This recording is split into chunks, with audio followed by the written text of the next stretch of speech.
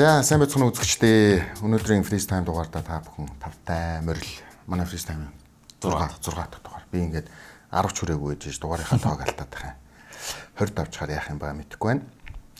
За тэгээд өнөөдөр мэдээж Цахим спортын эргэн тойронд юу болж байгаа талаар Meta K болон Meta Blossom нар маань мэдээлэл өгнө. За үзэж байгаа хүмүүс зүгээр бас нэг мэдээлэл өргөхөд энэ юунаас азтангаар тодруулж хоцсон жерси өмссөн байгаа шүү. Secret өөрөө ярихгүй гэлээ шин. Би тэгээд албаар сая шууд ихэнтэн шууд мартаагүй дээрээ хэлчихэж байгаа. Team Secret-ийн giveaway зарсан ч манай Blossom. LGD-ийн giveaway зарсан ч манай Blossom хоцсон. Юу явлаа? Жерси. Цүнх mousepad жерси. Мангар азтай нас. Оо хатар хөтэй. За. Тэгэхээр өнөөдөр уламжлал ёсороо бит 3 сэдв ярина. За тэгээд ямар ч байсан хамгийн ихний сэдв Blossom. За миний ихний сэдв энэ оны 2 дахь маж эрхлэх гэж байна. За энэ 2 дахь маж манай монголчууд юугаар онцлог гэхээр манай монгол тоглогч Хаасла манай оролцохоор байгаа. За тэгээд энэ тэмцээний маань одоо хэсгийн шатны хуваарлалт. За тэгээд техник тоглолтуудын онолт зэрэг маань гарсан байна. За манай Хааслагын тоглолтоор Reality Rift багийн хувьд одоо C хэсэгт Alliance баг, Invictus Gaming, за тэгээд Virtus Pro гэсэн багттай нэг хэсэгт орсон байна. За энэ бол миний яг ингэ харж байгаагаар за олон ч хүн бас тэгж харж магадгүй. Энэ бол хамгийн сул хэсэгт. За ерөөдөө бол дээд шатанд гараад ирч бол хамгийн гайгүй хэсэгт гараад ирслээ гэж хараад байна. За IG бол энэ оны эхний майнерт төрүүлсэн баг. За Alliance VP2 бол жоохон амжилтны ер нь л тааруулаа. Virtus Pro-гийн хувьд бол хэд хэдэн межер төрүүлсэн баг. Гэвч одоо тоглогч нь гарсаар аваад одоо ер нь жоохон tier 2 3 түвшин баг болчиход байна. За Alliance бол тэгэл амжилттай ахтгчгүй тэгээ нэг мяардагчгүй нэг тиймэрхүү л яваад. Тэгээд ийм 3 багтаа нэг хэсэгт орсон. Ихэд бол миний яг харж байгаагаар яг энэ хэсгээс нэгээр бол IG бол гараад ирчих واخ. Хоёроор бол баг Reality Rift-ийг гарчих واخ гэж хараад. Тэр нөгөө нэг өөрсдийнхөө social channel дээр Facebook page дээр бас бичсэн байсан. Company loves us гэсэн зохион байгуулагчийг бодвол одоо миний ойлгосноор хэрэв би зөв ойлгосон бол одоо ийм группд оруулчихсан баярлалаа гэсэн ийм л юм бичсэн. Тэгээд яг нөгөө нэг нэлээд олон залуучууд бас шеэрлсэн байгаад байсан л та. Ер нь нэлээд гоё группд орсон байх чинь давгуун биш үү гэсэн нэг тийм юмуд байсан. Тэгэхээр бас харж үзэж байна. Тэгээ яг одоо энэ межер маань маргааш эхлэх байгаа. За тэгээд Reality Rift-ийн эхний тоглолт маргааш 8 цаг 30 минутаас IG-г эсрэг. Invictus Gaming. Окей. За юм байна. За 2 дахь сэдв. 2 дахь сэдв маань за HLTV-гийн топ 20 2019 оны шилдэг 20 тоглогчийг одоо өдөр бүр шалгаруулсаар байгаа. За ингээд 20-с 5 хүртэл шалгаруулад өчигдрийн байдлаар дуусчлаа. За тэгээд энэний мэдээллийг өгье. За 20 дугаар байранд Evil Genius багийн Eton, за 19 дугаар байранд Fnatic-ийн Brolan, 18 дугаар байранд EG-ийн Cirque, 17 дугаар байранд Fnatic-ийн Creams, 16-д Astralis-ийн Dupre, 15-д 100 Thieves-ийн JKS, 14 дугаар байранд Astralis-ийн Zipix, 13 дугаар байранд Ens-ийн Sergey, 12 дугаар байранд Mousesports-ийн Voxic, 11 дугаар байранд FaZe Clan-ийн Nico, 10 дугаар байранд Mousesports-ийн Robs, за 9 дугаар байранд Liquid багийн Twists, 8 дугаар байранд EG багийн Breeze, за 7 дугаар байранд Team Liquid багийн Naf, 6 дугаар байранд Navi-гийн Electronic, 5 дугаар байранд Magisk. За тэгээд одоо өнөөдөр маргааш нэг тоглогчийг шалгаруулад за тэгээд 4 хоногийн дараа үлдсэн 2 тоглогчийг шалгаруулна. За тэгээд сүүлийн 4 бол тодорхойлсон байгаа. Team Liquid-ийн Elige, за Vitality-ийн Zyvo, Astralis-ийн Device, за тэгээд Navi-гийн Simple.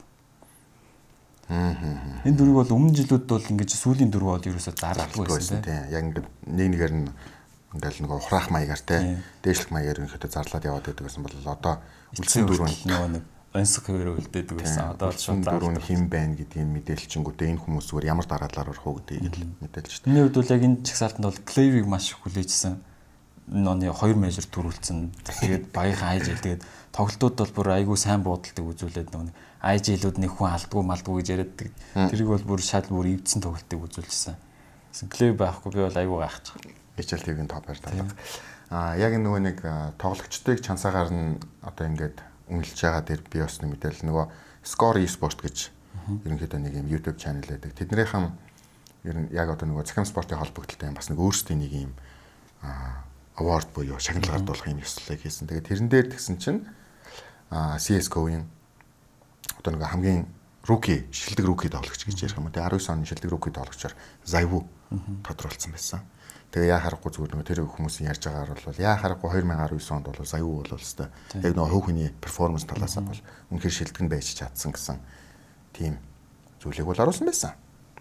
Зайвууч гэдэг юм уу, зивүүч гэдэг юм уу гэдэггүй. Зарим нь зивүүч гэдэг. Нэг яг энэ жил бол яг ихний одоо процессд орж байгаа ихнийх нь өдрлөлийн хувьд бол бүр гайхалтай өдрлөл л. Ингээл харах болохоор л ингээд Vitality-гийн үзүүлэлтийг харахаар л Зайвууг өстө дандаа нэмэх бусдынхан дандаа хасгаа байдаг. Хэрвээ бусд нь нэг сайн арай нэг илүү тоглож өгсөн бол менежерт ямар ч амжилт үзүүлэх байсан юм л та. Окей. За тэгэхээр мэдээж National TV-гийн ранк гэдэг бол жил болгон явдаг уламжлал болсон. Хүмүүсийн бас нэлээд хүлээлтэнд байдаг энэ зүйл байгаа. Тэгэхээр таны топ 4-өөс хэн нэгт орох вэ? Би яг бол мэдгүй. Би бол баг одоо Зайвууг авчих юм болов гэж бодож байна. Зүгээр нь бол хэлэхэд. Би бол device хэлж байна. Би Австралисын фэн биш. Гэхдээ Австралис бол үнэхээр амар байл л та. Хувь хүний тоглож талаас гэх юм бол Зайвуу байвал яах юм бол гэж би бодоод байна. Device болохоор бүр нэг тийм юу байл шүү дээ. Одоо MVP гэдэг шагнал өгч гиснээс хойш хамгийн их MVP-г авсан тоглогч Device. Device ч угаасаа алдаатай л заадаг.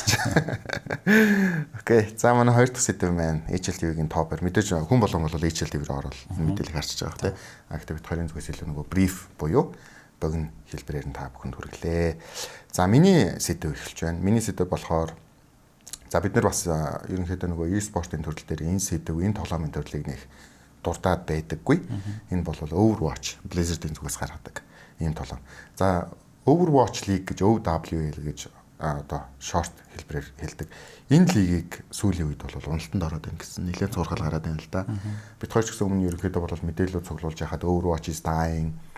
Тэгэл нөгөө хамаг одоо тайлантууд нь гараад явж байгаа гэдэг ч юм уу тиймэрхүү мэдээлэлүүд айгүй их гарч ирсэн. Тэгээд энэ яг юу болоод байгаа юм бэ? Яагаад Overwatch ер нь унаад байгаа юм? Ер нь дотор нь ямар асуудал болоод байгаа гэдэг талаар та бүхэндээ бяцхан хэмжээний мэдээлэл хүргье. За тэгээд OWL буюу Overwatch League-ийн 3 дахь сизон юм байна. 2020 онд энэ эхлэх нь. Ерөнхийдөө бол эхний 2 сизон явцсан. Нэлээд амжилттай гэж өөртөө дүгнж байгаа. За тэгсэн чинь ерөөсөө Overwatch 2020 гэдэг лиг маань 3 дахь сизон нь одоо эхлэхээс өмнө тайлантууд нь гараад явцсан. За энэ тайлантууд нь гэдгсэн чинь ер нь яг нэг Overwatch үздэг хүмүүст бол энэ нэрнүүд нэлээд одоо familiar байж магадгүй. Monte Cristo, Doa, Chris Packet за тэгээд нөгөө бидний мэддэг CS:GO-ийн Semler ерөнхийдөө бол CS:GO-с гарангуудаа Overwatch-ийн лиг рүү тайлант болоод Caster-гээд ороод явцсан. Тэгсэн чинь энэ хүмүүс маань ерөнхийдөө нэг нэгээрээ гарч яваа. За гарахтаа гэхдээ бас чимээгүй гарахгүй байна. За тэгээд зарим нь бол одоо нөгөө Overwatch руугаа илүү нэг тийм довтлсон дайрсан маягтай тий. Яг одоо бидний сансан шиг ийм байдлаар хамтарч ажиллаж чадсангүй. Бид нар ийм одоо нэг ийм гоолтой байж чадсангүй. Тэгээд одоо өөр зүйл рүү бид нар орж ин. Semler хүртэл Overwatch League-ээс гараад баг CS:GO руу буцаж ирэх тиймэрхүү яриа хүртэл гараад ирсэн. Тэгээ хамгийн сүүлийн Semler-ийн хамгийн сүүлийн Twitter дээр гэсэн чинь I'm back гэж CS:GO-ийн тэмцээний зураг тавьсан байна. Тэгэхээр ер нь бол CS:GO руу буцаж ирж байгаа нь баг ойлгомжтой багш. Тэгээд за тайлантууд нь гараад явж байна. Дээрээс нь нэмэх нь Overwatch League дээр ерөнхийдөө хэд хэдэн асуудлууд байгаад байгаа юм байна л да. Ер нь Overwatch League гэдэг тэмцээн маань өөрөө шууд амжилт хийж явахдаа өөрийнхөө нөгөө шууд үзэгчдийн тоогоо хиймлэр өсгдөг. Нэг тийм асуудал гарч ирсэн. Тэр нь бүр ишлэгдсэн байгаад байгаа байхгүй. Тэр нь яадаг вэ гэхээр одоо нөгөө ямар нэгэн сайтн дээр embed хэлбэрээр гэж одоо нөгөө техникийн хэлээр ярьдаг. Ер нь одоо ямар нэгэн сайт руу ингээд оронгууд автоматар шууд тоглуулж идэг нэг юм жижиг сурчлагын хэсэг үүтэй баннерын хэсэг. Тэрэн дээр нь Overwatch-ын тэмцээний шууд амжилтыг нь одоо нөгөө баннер хэлбэрээр ингээд шууд автоматар гаргацсан хэдэн сайтууд дээр.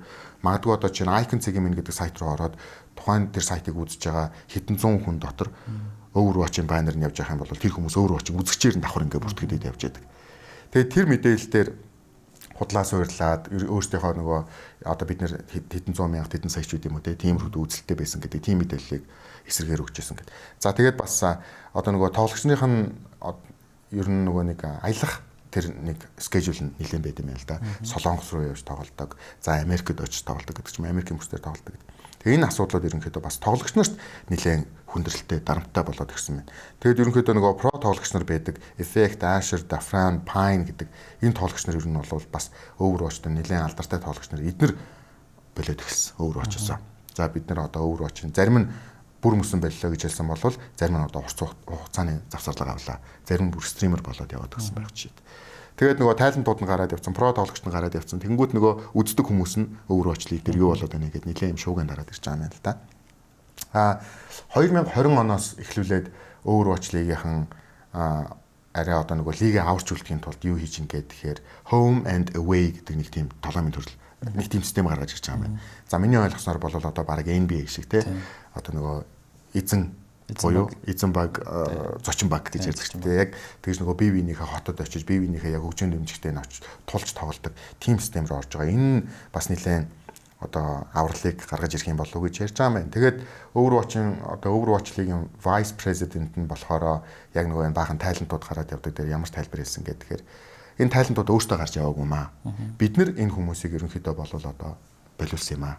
Бид нэр илүү одоо чадварлаг тайлантуудыг оруулж ирэх сонирхолтой байгаа маа гэдэг тийм байдлаар бас. Тэгсэн чинь нөгөө гараад явсан тайлантууд нь Twitter дээрээ заавчлаарай. Биднийг буцаад хүрээд ирээ гэж та нар биднэр санал тавьсан. Харин бид нар та нарт үгүй гэж хэлсэн хүмүүс бид нэрээ энэ бол буруу мэдээлэл явж байна гэдэг. Одоо нэг хоорондоо нэг жоохон асуудал үүсээд ирж байна л да. Тэгээд одоо ерөөсөө цахим спортын холбогдлолтой мэдээлэл өгдөг нэг юмрхөө нөгөө глобал сайтууд гэдэг ч юм уу. Тэрэн дээр бүгд л ерөнхийдөө Overwatch лигийг ярьж байна. Энэ яг юу болоод байна. Тэ. Манайхтай хамтарч ажилладаг байсан нэг одоо урд нь хамтарч ажилладаг байж байгаад одоо ерөнхийдөө жоохон хөөлдөнд орсон байгаа. Били гэж хэттэй нэг юу. За тэрэн дээр манай найз ерөнхийдөө надад юу гэж хэлж ингэ тэгэхээр бид тэрнээс 2020 онд та хэд одоо юу төлөвлөж ин гэсэн чинь Overwatch лиг рүү нэлээд анхаарах гэж байгаа гэхгүй. Тэгэхээр Overwatch лиг чи ер нь жоохон ингээд decline хийгээд ер нь жоохон муудсан байгаа юм шүү гэсэн чинь харин ер нь бол тийм байгаа. Тэр бид нэлээд айж байгаа. Гэхдээ нөгөө home and away гэдэг систем нь илүү одоо авралын бурхан болж чадах болов уу гэж бид нар найдаад байгаа. За Били гэдэг бол хятадын стриминг платформ. Ер нь бол нэлээд том доордог ийм платформ байгаа. За тэгэхээр Overwatch League дээр нэг ийм асуудал гарч ирж байна. Монголд Overwatch тоглодог залуучууд бас байдаг. Группүүд нь би бол Facebook-аар харж ирсэн. Гэтэ мэдээж яг одоо нөгөө Хойд Америк, Солонгос гэх юм уу тэр орнуудтай харьцуулах юм бол харьцангуй бага бах л та. За home away гэдэг систем нь бол гоё юм байна. Миний e-sport бол шинэлэг зүйл юм шүү дээ. Тэгэхээр одоо нөгөө Солонгосын багтаа бол заавал Солонгост нь очиж тоглоно home crowdтай цуг тоглоно гэсэн тийм ойлголттой л та. За өөрөө ч тухайн юм байла. Манай дөрөв дэх сэдв манай Blossom сэдв байна.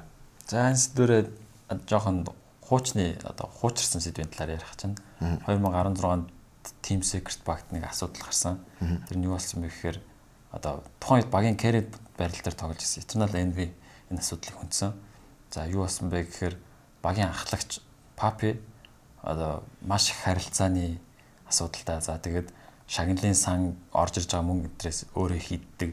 За тэгээд гих мэтчлэн асуудлыг дүүрсэн. Энэ дээрээ бүр илүү бүгдийг ингэж тодорхой дурдсан байгаа байхгүй. Жишээ нь гэхэд Papi бол одоо за Team Secret Panda TV-тэй хамтарч ажилладаг. За Panda TV-д 3 сар Panda TV-ийн Secret тавьсан шаардлагатаар 3 сарын хугацаанд дор хаяж 250 цагийн стрим хий гэдэг юу тайм байна.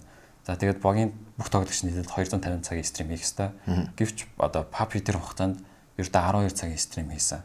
Нэгт энэ. Хоёрт болохоор ерөөсөө одоо багийнхантайг бэлтгэлээ их цагаар ерөөсөө бэлтгэлээ хийдгүү. За тэгээд дандаа ингээд одоо алкогольны төрлийн хэрэгэлдэг бэлтгэлийн байран дээрээ Papi бол стон тоглогч. Тийм хэрэгэлдэг. За тэгээд одоо бусад ингээд багаараа юм скрим хийх ч юм уу тиймэрхүү үедээ гитар тоглоо суучдаг. Ерөөсөө багийн бэлтгэл бол ерөөхдөө оролцдог. Тийм байсан. За тэрийг бас дуурцсан. За тэгээд тухайн үед багийн одоо мэдлэн буюу одоо голын шугам тоглодог гэсэн Хуиха гэж тоглогч байдаг. За одоо бол нийгэм бүх тоглож байгаа. Тухайн тэр тоглогч одоо ингээд Papi-г тэгчүүл яах вэ, ингэчүүл яах вэ гэдэг юм уу те. Тиймэрхүү зүйл ярихаар чи намайг мэдхүү, чи над яагаад миний үгийг ингээд сөрөөд байгаа юм. Чи надад үзэх үү гэж ингээд physical маягаар ингэж маш их дарамтлагдаг байсан гэж байна. Ер нь бол тэрний бүр одоо тэрний хүмүүс бол сайн мэдж байгаа бүр meme болцсон. Fight me гэж бүр хэлдэг. Тэр нь бүр ингээд тэр мөрийн ингээд бүгдийг ингэж яасан маа. Монгол цэсэн нөгөө. За тэгээд энэс гадна хамгийн одоо бүр хурцтмал бүр асуудал нь болохоор одоо зөвхөн тэр Team Secret багийн менежер болон Papi хоёрын мэддэг байсан нэг зүйл байгаа. За одоо тэмцээн оролдоноос Team Secret багийн тоглогчдод одоо 10% нь одоо ингээ авч явах хэрэгтэй байна л да. Одоо нөгөө тэмцээн яллаа одоо 1 сая доллар шагналын сангаас нь 100,000 Team Secret багийн тоглогчдод авах хэрэгтэй. Гэвч энэ нь бол одоо тэр Papi болон тэр менежер Kemal гэдэг хоёр хүн бол бүр нууцлаад бид нар эндээс ямар нэгэн юм авахгүй яг гэрэн заасан цалингаал авна гэж ярьсан байгаа байхгүй. Гэвч Team Secret-ийн одоо бүр эзнийхээ хувьд 10% нь өгдөг. Тэрийг бол нөгөө тоглогч нь мэдгүй зөвхөн Papi менежер хоёр нь мэдээд байгаа байхгүй. Тэгээ тэр хоёр бол хувьдаа завшдаг гэсний сүлд олж мэдээд бүгдийг ингэж яасан маа. Нийт цацсан маа. 16-нд ийм асуудал гарснаас болж энэ баг задарсан. Энэ баг тухайн үед ямар амжилт гаргаад ирсэн бэхээр Шанхай мейжор төрүүлчихэдсэн.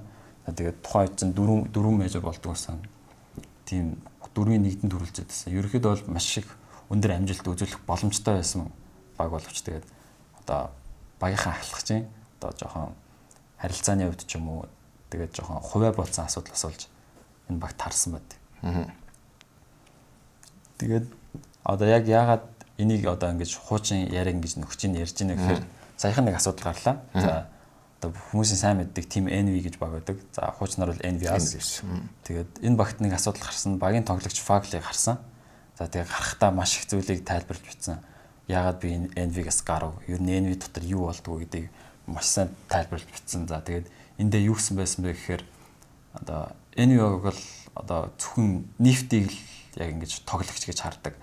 Одоо нефтийг л ингэж нефти юу хэлэн тэр бол бараг одоо нэг хууль мэтэл ингэж яадаг. За тэгээд энэ дээр маш олон жил жишээг ингэж дурдсан маань. За тэгээд өнгөрсөн жилийн 8 сард NVS баг одоо Өмнөд Африкийн ATK багаас Sonic гэж тоглогчийг авсан.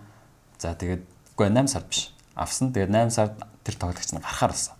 За тэгээд яагаад гарахаар болсон бэ гэдэг шалтгааныг маш гоё бүр ингэ тайлбарлаад бичсэн маа. Ерөнхийдөө тухайн үед багт болохоор SOM, за тэгээд Fagli, Android, тэгээд Nifty, Sonic Tab байсан. За тэгээд тухайн багийн тоглогчид Nifty-тэй ярилцлагагаар ерөнхийдөө багт ер нь юу болоод байгаа юм бэ? Манай ингээд яагаад амжилт үзүүлэхгүй байгаа юм бэ гэдэг талаар маш их зүйл ингээд хоорондоо ярилцаад ерөнхийдөө Nifty л жоохон манай асуудал юм байна гэж одоо шийдсэний үндсэн дээрээс одоо NV-ийн менежерт бүр хандах хүртэл очсон байгаа. Гэтэл биш. Тэгээд тэгж ярилцах гад одоо WhatsApp аппликейшн байдаг шүү дээ. WhatsApp ашиглах гад одоо яг тэр дүр байдаг чат нээсэн байгаа байхгүй. Гэтэл яг чат нээснийх нь яг маргааш өдөр нь Nifty тэр WhatsApp одоо хувийн чатыг мэдсэн. Одоо яг Nifty байдгүй тэр чатыг мэдсэн. Тэгээд одоо тэрнийх нь одоо ердөө 2-3 хоногийн дараа Nifty одоо менежертэй хэлсэн ч юм уу Sonic гараа авсан багаас. Тэгээ тухайн Sonic-ийг багаас гаргах талаар Android-тай ч юм уу одоо Fagli-тай ч юм уу хинтэн ярилцаагүй. Sonic гарах гэж байгааг хинч мэдээгүй байсан. Зөвхөн одоо тэр чатнаас болсон гэдэг ч юм уу. Sonic-ийн нэг жишээ нь юм. За дараагийн жишээ нь болохоор Fagli өөрөө одоо яагаад анх NVS багт орсон бэ гэхээр одоо NVS баг тухайд Аризонад байрладаг байсан. За тэгээд байрлалын үед Fagli их таалагдсан учраас NV-д орохыг зөвшөөрсөн. Хэрвээ NV-д ороог байсан бол түүнд бас 2 өөр багаас санал ирсэн байгаа байхгүй. Тэгээд зөвхөн NV-г сонгосон нэг шалтгаан нь Аризонад байрладаг учраас. Гэтэл өнгөрсөн жилийн сүүлээр одоо NV баг маань Dallas руу одоо нүүхээр болсон. Тэгээд тухайд Fagli одоо маш хүнд шийдвэрийг гаргах шаардлагатай болсон байна л да. Би NV-гээс гарах уу эсвэл Dallas руу нүүх үү гэдэг сонголтыг одоо маш удаан бодсны эцэст за ерөөхдөө Dallas руу нүүе. Одоо анх тавьсан зорилготой хүрье гэсэн ба. Гэтэл нөгөө нэг одоо NV руу за би Dallas руу нүүе. Би багтайгаа хамт байя гэдгийг маш удаан одоо NV руу ингээд хүсэлтэд илгээсээр байсан. Тэгсэн чинь NV ерөөсөө Fagli-г ерөөсөө огт тоогоогүй. За хаяа нэг бид нар чиний одоо ситүэйшнийг гэж харж байгаа гэж тиймэлгүй хариу өгдөг гэсэн. За тэгээд ерөөхдөө яг өөрийнхөө байгаа байдлын талаар ерөөхдөө надад Nifty-тэй л ярьдаг байсан. Nifty болохоор Fagli хэлэхдээ одоо we good гэж байрдаг жилдэг. Тэгээд нөгөө нэг одоо тэгэл одоо Fagli Nifty-тэй ярих болгонд нөгөө нэг манай багийн зорилго хэвээрээ бид нар ингээд цаашдаа одоо багийнхан зорилго хэмжээтэй мейжерт оролцох, мейжер төрүүлэгч байдаг. Манай багийн тэр зорилго хэвээрээ бид цаашдаа ингээд улам цангарсаар явсаар байх болно гэж хэлдэг. Гэвч энэ дандаа Nifty-ийн нэг дандаа аргалдаг үгнүүд нь байсан баахгүй. Энийг одоо Fagli гаргахтаа бас хэлсэн ба. Ерөөдөө бол яг одоо тухайн үед NV-г анх зарлагдахтаа Semphis, Drone, Cutler, JDM, Nifty Tab байгуулсан. Тэгээд яг одоо энэ Fagli-гийн тавьсан юм юун дээр Semphis болон JDM нар хэлсэн байгаа байхгүй. Ерөөсөө яг Nifty дээр л тулгуурладаг баг. Тэгээ яг дандаа Nifty-гийн үгэнд ордог гэдэг юм. Одоо яг нэг Fagli-гийн юун дээр long tweet. Тэрэн дээр тэрийг одоо ретвит хийгээд ерөөсөө энэ гайх зүйл алхаа энэ дандаа л нефти ингэж ярьдаг. Нефти ийм асуудалтай байдаг гэдэг нь ерөөсөө тэгж тэр хоёр тэгж хэлсэн байна. Тийм нөгөө яг e-спортын мэдээ оруулдаг бас сайтууд дээр нэлээд л оролцсон байсан л да. Фагли ерөнхийдөө бол нэлээд асуудалтай байсан юм гэдэг. Тэгээд би бас альт уншижсэн артиклын тэгж хахад яг л нөгөө нефтийн талаар л тийм.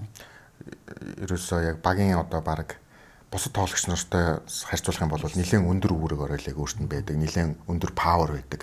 Тэгээд тэр утгаараа ер нь бол одоо багийн дээр солилцоо гэдэг юмнууд дээр нэлээд ингэж нөлөөлдөг байсан гэх. Тэгээд нефти ч одоо нөгөө тэр нэг гарчиг нь бас нэгтгэсэн байсан шүү дээ. Яагаад одоо нэг юм харанхуй өрөөнд баг нэлээд удаан суув гэдэг ч юм уу тий.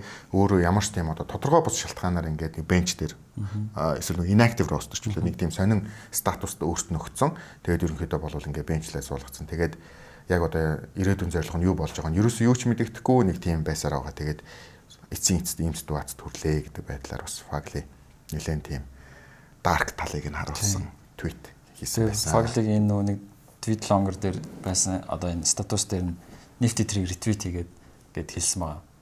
Одоо хоёулагийн бидний зорилго яг ингээ бидний хүссэн шиг явж чадсангүй. Тэгээд одоо хүн болгон бидний зорилго бид зорилгодоо хүрч чадсангүй. Тэгээд хүн болгон чамайг дэмцээр холноо амжилт төсөй гэд тэгсэн байсан. Яг тэр ретвитийн доор нь хүмүүс гэд могоны мем тавьцсан. Нефтийг яагаад тах шиг. Snake гэж байна. Тийм. Окей. За тэгэхээр ерөнхийдөө багуудын хувьд гэх юм бол нэг иймэрхүү асуудал бол бас гарах тохиолдол бол зөндөө байдаг. Тэгэхээр би яагаад энэ team secret болон Fagli-гийн асуудлыг ярьж байгаа гэхээр яг ингэ жоохон асуудалтай байдаг капнуудын талаар онцолж байгаа. Окей. За дараагийн сэдв маань бас нэг багийн талаар, бас нэг багийн одоо солилцооны талаар гэдэг ч юм уу те. Ер нь нэг тийм солилцоо өгсөн. Гэхдээ энэ одоо би гадаадын баг ярихгүй Монгол баг ярих гэж байна. За мэдээж одоо үзэж байгаа хүн болгон болвол мэдсэн байх хэвээр. Аугуст баг. Монголын номер 1 Аугуст баг. Хүн болгоны хүлээлт болсон энэ баг маань сая дөнгөж сайхан хоёр тоглогчтой сольж байгаа талаар мэдээлэл өгсөн. News болон Zilkenberg хоёр багийн бүрэлдэхүүнийг орхиод за тэгээд хамгийн түрүүнд одоо нэг орхиж байгаа мэдээлэлүүд нь гарч байгаа. Сүүлд нь хин гэсэн хоёр тоглогч нөхөж орох вэ гэдэг мэдээлэл нь тодорхой болсон. За энэ мэдээлэл хаанаас тодорхой болсон бэ гэхээр ESA Open League гэж болж байгаа. Энэ дээр ерөнхийдөө болвол нөгөө Аугустын 3 үлдсэн 3 буюу Эрка Добо Кабал 3 дээр одоо Мазала багт тоглож байгаа. Одоо X гэж хэлж болно те. NCL болон 9-2 ороод ирсэн. За тэгээд энэ 5 бүрэлдэхүүн. Тэгэхээр Zilkenberg News 2-ыг NCL 9-2 нөхөж орж иж байгаа нь тодорхой болсон. За ерөнхийдөө яг нөгөө Мазалагийн үед гэх юм бол тоглож байгаа тэмцээнд одоо нөгөө яг одоо оролцож байгаа тэмцээнд чинь Мисагийн тэмцээнд хуучин бүрэлдэхүүнээ оролцоод тэгэл ер нь дуусгал юм шиг байгаа юм л да. Тэгээд яг одоо энэ нөгөө нэг шинэ Аугустын бүрэлдэхүүнийг харах юм бол өнгөрсөн жилийн Starlighter Major дээр East Asia бүсээс өршөлтөөд нөгөө MVP гэдэг тоглодог Мазалагийн бүрэлдэхүүн. Тэрэнд цогоогийн оронд Эрка ерөөсөө тэрүүгээр ялгаад бусад дөрөв нь яг ажиллах нэг юм бүрэлдэхүүн байж байна. Тэгээд яг бидний зүгээс гэх юм бол нэг юм солилцоо болоод тэгээд Эркатай ер нь багийн тоглогч нартай холбогдоод мэдээлэл авах гэж ер нь бол хичээсэн. За тэгээд тэдний одоо өгж байгаа хариулт гэдэг юм бол одоо тухайн нөгөө солигдож байгаа News болон Zilkenberg гэсэн хоёр тоглогч маань яг одоо нөгөө багийн бусад гишүүдтэйгээ нэг хуудсан дээр байгаад те яг одоо нөгөө ирээдүйн зорилго багийн одоо тоглоомн дотор болон тоглоомноос гадна гэх мэт зүйлс дээрээ бас яг тийм нөгөө нэг зорилтон дээрээ бас байж чадаагүй гэсэн тиймэрхүү зүйлээр л шалтгаанаар хийж байгаа юм л да. Мэдээж одоо нөгөө баг гэдэг бол өөрийнхөө ирээдүйг нь бодох ойлгомжтой тий. Ирээдүйд одоо ямар ч зүйлийг хийвэл манай багт илүү сайн байх уу гэдэг талаараа хэдийгээр 5 өөр залууч гэсэн нэг амин сүнстэй байж иж ирээдүйд рүү явна. Энүүгээр ихтэй би юуг залруулж хэлэх гээд байгаа юм гэхээр News болон Zilkenberg гэдэг хоёр тоглогч бол муу тоглогч бол биш. Энэ хоёр бол одоо хүн болгон үзэж байгаа хүн болгоо мэдж байгаа. Ямар ч байсан бол яг өөрөөсөө оройл дээр тоглог дээр бол топуудын дунд бол орж чадна. Тэгээ Zilkenberg-ийн хувьд гэх юм бол мэдээж нэг Америкт байж байгаад Америкт байха болоод ийшээ ирээд энэ багт ороод ингээд бас нэлээд бас өөрийнх нь нөгөө хайсан те одоо нөгөө opportunity cost гэж ерөнхийдөө бол ярьдаг. Нэг зүйлийн төлөө явахдаа нөгөө зүйлийг ингэж sacrifice хийдэг. Тэр нь бол мэдээж Zilkenberg-ийн хувьд бол их л байсан байж таарна. Гэтэ тэгээд News болон Zilkenberg гэдэг хоёр тоглогч маань яг ирээдүйд яг албан ёсоор ямар багт орох нь бол одоо тодорхой биш. Гэхдээ яг саяны миний ярьсан ESE Open League гэдэг дээр мазаалаад яг нөгөө Мазала болон Аугуст маань 2-2 тоглогчол хоорондоо нэг swap хийсэн юм шиг, трейд хийсэн юм шиг иймэрхүү дүр зураг гараад ирсэн байгаа юм л да. Өчигдөр бас нэг тоглолт хийжүүл тээ. Өчигдрийн тоглолтын дээр Мазалагийнхан тоглосон байсан. Аугустынхан forfeit-ийг авсан байгаадсан. Өнөөдөр дахиад тоглох гэж байгаа. За нэг ийм үйл явдал болж байна. Тэгээд яг энэ бол багт байдаг л асуудал. Тийм. Хин надад хэлж байгаа. Аугустынхан ерөнхийдөө болвол ингээд нөгөө солилцоо хийх гээд боллоо. 2 тоглогчоо солих боллоо гэдгсэн чинь Монголын төвшөө над руу бичижсэн. Яг төвшөөгөө өгөх юм бол өөрийнхөө нөгөө бодож санснаа хэлж байгаа юм шиг байлаа. Тэгэхээр хэлж байгаа. Одоо нөгөө нэг Азийн номер 1 гэдэг статусыг Монгол гэдэг баг аваад тэгээд тэрнээсээ хойшоо жоохон уналтанд ороод ирстэй. Ер нь тэр юунаас болсон бэ гэж бодсон бэ гэхээр нөгөө багийн холцоо солилцоо арай дэндөх байсан. Бие биентэйгээ уулзраа болохгүй л ингээд байж хаар нэг нь гараад явчихдаг, хоёр нь гараад явчихдаг, баг задарчдаг. Иннээсээ болоод бусад Азийн багуудаас ерөнхийдөө жоохон хоцроод ирсэн. Хятадын баг, Солонгосын баг, Японы баг, тэ absolute MVP BK. Энэ хэд илүү stable байсан тулдаа Монгол зэг даваад гараад ирсэн. Төвшөөгийн яг хэлсэн нэг тийм quote байсан.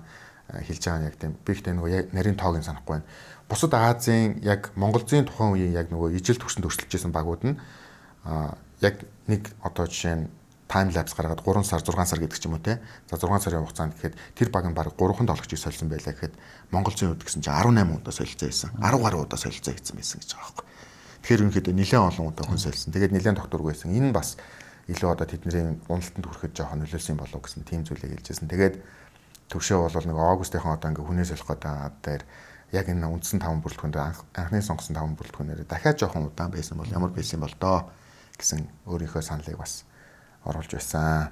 За тэгээд Аугустын талаар бас нэг мэдээлэл өргөхөд энэ бол яг арайхан паблиш хийгдэг байгаа мэдээлэл. Аугуст багийн 6 дахь гишүүн буюу Флин Төгөө бас нөгөө коучинг ролесоо болж байгаа. Тэгэхээр Аугуст гэдэг бол баг бол одоо ямар нэгэн коуч дасгалжуулагч байхгүй. Үндсэн 5 тоглогч гэдэг ийм статустай болж байгаа юм байна. За тэгээд энэ одоо өөрчлөлт нь багийн ирээдүйд хэрхэн яаж нөлөөлөх үү гэдгийг одоо тун удахгүй бид нэр харна те. За тун удахгүй Аугустынхаа нэг тэмцээнд явах чинь CMD 368 Championship гэж энэ тэмцээн Оросд болох гэж байгаа тэмцээн байна. Organizer нь Оросын UCC буюу UCAN company гэж байдаг. За тэгээд нийтдээ $20,000 шагналын сантай энэ тэмцээнд орж байгаа багуудын үед гэх юм бол Alternate Attacks, Gamer Legion, HAWO, Navi Junior, Skate, Smash Esports гэдэг Tricked гэдэг ийм багуудтай. Тэгэхээр тэмцээн маань 1 сарын 21-нд эхэлнэ. Одоо ерөөсөө 4 өдрийн дараа. Тэгэхээр одоо миний бодлоор Аугустынхан бол том утгагүй Орос руу хөлгийн жолоо залхандаа.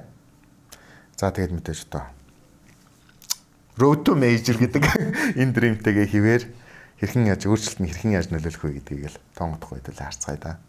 За ямар ч үсэн CS:GO-ийн Аугуст багийн талаар ярьсантай холбогдуулаад одоо миний дараагийн сэдв буюу хамгийн сүүлийн сэдв. За энэ бол мэдээж өмнө нь бит хоёр ер нь ярьжсэн CS:GO тоглогчдын дундаж тоо нэлээд ихсэн байна. Тоглодог хүмүүс нь их болоод байна. За тэгээ нэг сарын дундчдаар нь тооцох юм бол all time high хүрсэн гэсэн тиймэрхүү мэдээлэл өргөжсөн. Тэгэхээр өнөөдөр та бүхэнд яг энийг илүү нарийн задлаад яагаад энэ CS:GO-ийн тоглогчдын тоо ихсээд байгаа юм бэ гэдэг талаар мэдээллийг хүргэе. За CS:GO анх одоо ингээд нөгөө лонч хийгдээд official гарснаасаа хойш хамгийн дээд хүрсэн нэгэн зэрэг тоглож байгаа хүмүүсийн тоо бол 850 мянган хэрэглэгч байт юм байна. Нэгэн зэрэг тоглож байсан. За тэгсэн чинь 2019 оны 12 сард буюу одоо сүүлийн 30 хоногийн статистикээр харах юм бол хамгийн дээд пик мэн 817 мянга буюу энэ нь яг энэ түүхэндээ 4 дахь топ. Ийм рекорд болж чадж байгаа юм байна л да. Тэгээд яг одоо харах юм бол Steam-ийн хамгийн актив байгаа тоглоомн дээр CS:GO ороод ирсэн байж байгаа. За тэгээд мэдээж PUBG болон Dota гэсэн тоглоомоттой. Ер нь одоо нөгөө нэг CS:GO-ийн тоглолтуудын ингээл нөгөө статистикуудыг ингээд хараад player base одоо activity гэдээ харах юм бол 2018 онд жоохон уналтанд орсон байгаа юм л да CS:GO маань. Энэ юутай холбоотой вэ гэхээр мэдээж нөгөө Battle Royale төрлийн тоглоомууд ирчиг авч эхэлсэн. PUBG, Fortnite гэдэг тоглоомууд ерөнхийдөө гарч ирээд хүмүүс илүү тэрлүүгөө шуураад тоглоод эхэлсэн байж байгаа. За тэгсэн чинь 2018 онд маань CS:GO Danger Zone-ыг танилцуулсан. За дээрээс нь нэмэх нь тоглоомоо free to play болгосон, үнэгүй болгосон. За энэ нь бас буцаад нөгөө нэг тоогоо ахиулах боломжийг бол гаргаж ирсэн байж магадгүй гэж байна. Энэ дээр нэг зүгээр нэг юм сонирхолтой статистик та бүхэнд хэлэхэд 2018 оны 1 сард яг одоо PUBG, Dota, CS:GO гэдэг 3 тоглоомыг ингээд нөгөө яг нэгэн зэрэг тоглож байгаа хүмүүсийн дундаж тоогоор нь харьцуулах юм бол PUBG номер 1 байсан. Dota номер 2, CS:GO номер 3. PUBG номер 1-дээ бүр нэгэн зэрэг тоглосон хүнийхэн тоон 3.2 сая хэрэглэгч төрсэн байна. Дээшээ. А энэ зур Dota-нд 739 мянга, CS:GO-нд 719 мянга. 1 сая ч хүрээгүй. Тэгэхээр PUBG ямар амар ирчийг авсан байх нь ойлгомжтой. За тэгвэл энэс яг 2 жилийн дараа 2020 оны 1 сарын статистикийг харсан чинь CS:GO нэгт. За тэнгуүтэ Dota PUBG 2 ерөнхийдөө бол 2-3 хаагаад авч байгаа байхгүй. Нөгөөний 3.2 сая хэрэглэгчтэй байсан PUBG чинь одоо 500 мянган хэрэглэгч дунджаар ерөнхийдөө бол нэлээд бууцсан. А CS:GO харин ер нь бол за өөрийнхөө нэг дунджийг ингээл барайл ингээл яваад нэг уналтанд ороод ер нь яагаад уналтанд ордог вэ гэдгсэн чинь жил бүрийн статистикийг хараад үзэх юм бол зуны үеэр CS:GO болон одоо бусад тоглоомуудын нөгөө нэг актив хэрэглэгч нь унд юм байна л да. За мэдээж нөгөө амралт талж байгаа, амралт зугаалгаар явдаг, ийш тийш явдаг гэдэг утгаараа. Тэгээд дээрэс нь хизээ ихсдэм бэ гэдгсэн чинь мейжер тэмцээний үеэр ихсдэг гэж байна. Мейжер тэмцээн хүмүүсийг CS:GO тоглоход илүү өрөө татдаг. Илүү дэлгүүр болж өгдөг гэсэн утгатай. За тэгвэл нөгөө нэг CS:GO гэдэг тоглоом нэлээд юм гэж уналтанд орсон хүмүүс ерөнхийдөө бол арай нэг юм дундаж тоглодог байж яснаа сүүлийн үед нэлээд ихсээд хүмүүсийн анхаарлыг татаад одоо юм л бол ингээл CS:GO 4 топ хаяа хийлээ гэдэг ч юм уу тиймэрхүү мэдээлэлүүд буцаад нөгөө Steam chart-н дээр нэгт ороод ирлээ гэдэг мэдээлэл яагаад энэс болсон бэ гэдгсэн чинь Perfect World. За Perfect World гэдэг бол зарим хүмүүс мэдэхгүй байж магадгүй Steam албан ёсоор хятад улсад орж үйл ажиллагаагаа явуулахдаа Perfect World гэдэг нэртэйгээр ордог. Одоо хятадд очиод CS:GO Steam-ээр ингээд асаахаар хоёр сонголт гарч ирдэг байхгүй юу? Official CS:GO тоглох уу эсвэл Perfect World тоглох уу? Perfect World дээр тоглох юм бол хятад хувилбараар нь тоглоно. Хятадын сервер дээр тоглож болно гэсэн. За хятад хувилбар болохоор нөгөө бидний медиаг энэ official Steam-ээс арай ондоо скинүүд ингээд арай өөр байдаг ч юм уу те. M4A4 Tessellate Space гэдэг скиний ингээд хажуугийн зурган дээр нь сансрын малгай өмссөн гавлын яс байдаг болвол Perfect World дээр гавлан байхгүй гэх чишээтэй арай нэг ингээд өөр модификацууд хийцэн байгаад байдаг. 2000 одоо ингээд нөгөө 19 оны нэг юу тон статистикууд яваад байгаа байхгүй юу? Хамгийн их хэрэглэгчтэй ерөнхийдөө бүсээр бол Европ байна. Европын бүс. Одоо 19 оны ихээс нь ярих юм бол хамгийн хэрэглэгчтэй Европын бүс байж байгаа. За дунд нь тэрний дараа гэхээр Америк, Хойд Америк, Өмнөд Америк гэдэг утгаараа орж байгаа. За тэгээд хамгийн доотлолт нь бол Азийн бүс ордог байсан. Тэгсэн чинь 2019 оны сүүлийн статистикийг харсан чинь Аз төв ерөнхийдөө бол нэг сард гэхэд 70 мянган хэрэглэгч ерөнхийдөө бол тоглолдог байсан бол 12 сард энэ нь 2 дахин ихсээ 140 мянган хэрэглэгч болоод ирсэн байж. Нөгөө Азийн бүр тэр дотроо Хятадын 3 сервер байт юм байна л да. Тэр хэдэн ерөнхийдөө бол одоо нөгөө актив хэрэглэгчийнхээ тоогоороо бүр 2 дахин 3 дахин ихсээд ороод ирсэн байж байгаа. За Хятадын 3 сервер болохоор Шанхайд нэг байдаг, Тянжинд нэг байдаг, Гуандонд нэг байдаг. За энэ 3 серверийн активитиг нь харсан чинь 2019 оны 1 сард 10 мянган хэрэглэгч байсан бол 2019 оны 12 сард 30 мянган хэрэглэгч ороод ирсэн. Тэгэл ерөнхийдөө энийг юу гэж хараад байна гэхээр энэ ирчээрээ явах юм бол одоо аль хэдийн нөгөө Азийн тоглогчийн хүрээ гэдэг чинь Европыг Америкийг давцсан яваад байгаа. Энэ ирчээрээ явах юм бол нөгөө Европын тоглогч нарын чинь давах бүрэн боломжтой байна. Тэгвэл энэ юу гэсэн үг юм бэ? Азийн хэрэглэгч нар ингээд тоглоод байгаа юм бол Азаас илүү сайн багууд тодорхой юм уу? Тэ. Европ, Америкийн багууд одоо их хвчлэн Европын багууд бол доминет хийж байгаа шүү дээ. За сүүлийн үед Liquid одоо Energy гэх мэт бас сайн багууд гараад ирсэн. Тэгвэл энэ бүсүүдийг одоо тэргүүлээд Азийн багууд сайн тоглогчнууд бас гарч ирэх юм уу гэдэг нэг тийм. Тэгээ бас тэр нэг санаа. Steam-с нэг Аз руу нэг хийдэг үйл ажиллагаа нэлээд нэмэгдээ. Жишээ нь одоо бид нар бол мейжерыг дандаа бараг шөнийн цагаар үздэг бол модул Шанхай махад мейжер болох ч юм бол тий. Тэгээд бидний одоо яг нэг шинэ хэрэглэгч ингээд орж ирээл ингээд нөгөө 10,000-аас 30,000 болол ингээд яваад байна гэж байна тий. Тэгвэл аль хэдийн нөгөө тоглоод эхэлсэн байсан, тоглоо сурцсан байсан тэр хүмүүс ерөнхийдөө бас ямар ч их хандлага руу явж байгаа юм бэ? Тэр хүмүүс байгаад байгаа юм уу? Эсвэл тэр хүмүүс тоглохоо болчиход байгаа юм уу гэдэг дээр бас нэг судалгаа гарсан байгаа юм л да. Ер нь бол одоо нас нь ингээд жоохон одоо нөгөө яг тэр өсвөр насныхан биш тэрнээс нэг жоохон дээшээ яваад ирэхээр нөгөө тоглодог байсан залуучууд чинь тоглохоо болоод илүү үздэг хүмүүс болсон байна гэж. Тэгэхээр одоо нөгөө гой тэмцээнүүд болдог болсон тийм мейжер тэмцээнүүд болдог болсон. Тэгээд тэрний үзэж байгаа үзэлтүүд нь ерөнхийдөө бол ингээл ихсээд яваад байдаг. Тэр ямар утгатай вэ гэхээр нөгөө нэг тоглож исэн хүмүүс маань тоглохоо болоод тэр тоглоомыг тэр чигээрээ хаях биш илүү зүгээр үзэгчийн байдлаар ордог. Үзэх нь өөртөнд нь бас илүү гоё санагддаг болцсон. Дэмждэг багтай, дэмждэг тоглогчтой. Тийм болцсон учраас энэ яг нөгөө нэг viewership гэдэг тоо маань бас нэлээд ихсээд яваад байна гэсэн ийм судалгаа. За энийг зүгээр нэг тоон статистикээр бас ярихад Twitch-ийн албан ёсны одоо нөгөө актив чаналуудаар тэ тоглоомын төрлүүдээр нь жагсаах юм бол 12 сарын топ 5 тоглоомын 4 дөрөв нь топ 5 стримийн дөрөв нь болохоор CS:GO байсан байна. Хамгийн олон үзэгчд оруулсан. Энэ юу вэ гэхээр мэдээж Epicenter, Blast Pro Series, ECS буюу Faceit-ийн зохион байгуулдаг тэмцээн. За тэгээд ESL-ийн Pro League гэсэн энэхүү тэмцээнүүд бас орж ирж байжээ. За энэ сэдвэр бас зүгээр ингээд ярихад манай Монгол улсын хувьд гэх юм бол бас гоё боломжууд гарч иж магадгүй. Одоо нөгөө нэг илүү activity, илүү нөгөө нэг тоглоомын одоо тоглодог хүмүүс гэдэг компаниуд, брэндүүд гэдэг хүмүүс ч юм одоо энэ Азийн зах зээл гэдэг бол улам томроод байгаа гэдэг утгаараа бас Аз руу чиглэсэн гоё зүйлсийг хийж магадгүй. Сүүл бас нэг мэдээлэл харж ирсэн. FaZe юуны PUBG Mobile-ийн Азийн багтаа болсон. Таиландын багтаа болсон байсан. Тэгэхээр тэр мэдээлэл нь бас нэг хөөрхөн гарч ирсэн шүү дээ. FaZe гэдэг энэ организашн маань Азийн зах зээл рүү орохоор шийдлээ гэсэн иймэрхүү мэдээллийг оруулж байсан. Тэгэхээр бас биднэрт тун гой боломжууд магадгүй энэ нөгөө нэг ийм зах зээл байгаад байгаа учраас Steam-ийн зүгээс ч гэсэн Азад байрлах серверүүдийнхээ тоог нэмдэг ч юм уу те. Тэгэх юм бол бид нар бас хамгийн бага пинг нь одоогийн байдлаар Гонконгийн серверүүдэд тоглодог бол магадгүй мэдхгүй 30 пингтэй те. Илүү гоё бага пингтэйгээр тоглодог тэр боломжууд гарч ирэх юм билүү гэдэг утгаар хэлж байгаамаа. За тэгээд Perfect World бол яа харахгүй одоо бүр нөгөө хятад гэдэг энэ улс бол яа харахгүй яг Steam дээр хүртэлтэй тоглоомын төрөл дээр хүртэл ингээд амар хүчтэй нөлөөлөд ирж байгаа юм байна. Тэгээд энэ утгаараа бас CS:GO гэдэг тоглоом бас ирчийг авч байна. PUBG их сонирн байгаа шүү дээ тий. 3.2 сая хэрэглэгч нэгэн зэрэг тоглодог байсан энэ тоглоом одоо тэгээд сүүл рүү 500 мянган хэрэглэгчтэй болцсон. Тэгээд яг миний хараад байгаа болохоор би яг ингээд илүү нэг old school маягийн ивэнд илүү дуртай. Одоо жишээ нь Call of Duty-ийг тоглоомод шүү дээ. Call of Duty 2 болон 4-ийг би тоглодог байсан. Одоо 2 нь илүү сонирхолтой. 4 дээр болохоор янз бүр ингээд Night Vision гарч ирж мөрөл. Тиймэрхүү надад нэг сонирхолтой. 2 дээр бол яг л бүр нэг хуучныхаараа винто барайл явж надад илүү таалагдсан. Тэгээд PUBG сүүлийн үед улам тим болоод байгаа болохоор би бол PUBG-г нэлээд тоглодог байсан. Тэгээд яг сүүлийн үед апдейт нь улам ихсээл тэгээд нэг сүүлийн үеийн юм нэмэгдээд болохоор надад нэг таалагдтал тоглох байлцсан. Яг тэрнтэй холбоотой ч бас магадгүй. Яг PUBG тоглодог хүн чи төрийн дунд сууж исэн бол арай нэг өөр өнцгийн юмнууд л ярих байсан байх те. За иймэрхүү дуутахтаа ингэж байгаа гэж байгаа гэдэг. Тэгээд дээрэс нь бас нэг нөгөө статистик мэдээлэл Dota 2 2019 он бүхэл жилээр нь ингээд харах юм бол Dota 2-ын тоглогчдын тоо ерөөсөө л урагдаж байгаа. Унсаар л байгаа юм байна. Айгүй сонирхолтой. Тэгээд зарим хүмүүсийн ярьж байгаагаар бол Dota тоглодог хүмүүс илүү CS:GO руу бас ингэж хөрвөж ороод байна. Шанглисан хэсээр л.